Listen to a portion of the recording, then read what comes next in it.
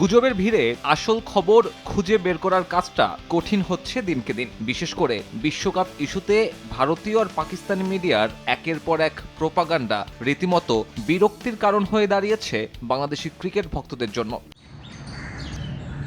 আইসিসির সাথে পিসিবি আর বিসিবির সভার দিনেও একই অবস্থা।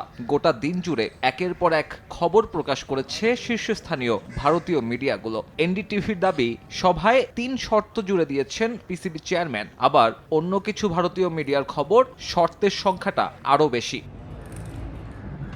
তবে মোটা দাগে যেসব শর্ত নিয়ে আলোচনা বেশি তার মধ্যে অন্যতম পিসিবির ত্রিদেশীয় সিরিজের প্রস্তাব। ভারত আর বাংলাদেশকে নিয়ে একটা সিরিজ আয়োজনে আইসিসিকে শর্ত জুড়ে দিয়েছে পিসিবি। যদিও একই খবরে আরও উল্লেখ করা হয়, পিসিবির এই শর্ত সভায় বসেই প্রত্যাখ্যান করেছে আইসিসি। মূলত সিরিজ খেলার চূড়ান্ত সিদ্ধান্ত বিসিসিআইর হওয়ায় এ বিষয়ে নিশ্চয়তা দিতে পারেনি ক্রিকেটের সর্বোচ্চ নিয়ন্ত্রক সংস্থাটি।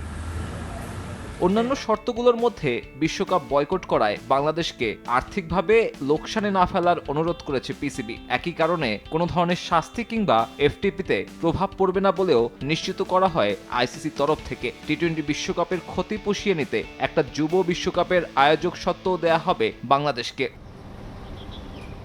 পাশাপাশি আইসিসির বর্তমান রাজস্ব বন্টন নীতিতে পরিবর্তন দাবি করেছে বিসিবি। ক্রিকেটের বিশ্বায়নে নিজেদের অবদানের জন্য বছর প্রতি আরও বেশি অর্থ দাবি করেছে আমিনুল ইসলামের বোর্ড। যে অর্থ কাজে লাগানো হবে অবকাঠামো, তারকা তৈরি আর জাতীয় দলের মান বাড়াতে। ত্রিদেশীয় সিরিজ ছাড়া বাকি 2 শর্তে আইসিসি মৌখিক সম্মতি দিয়েছে বলে দাবি ভারতীয় গণমাধ্যমগুলোর। 15 তারিখ ভারতের বিপক্ষে খেলার অনুমতি নিতে পাকিস্তান প্রধানমন্ত্রীর সঙ্গে বৈঠকের সময় চেয়ে নিয়েছেন মহসিন নাকভি। সাব্বির মিথুন, সময় সংবাদ।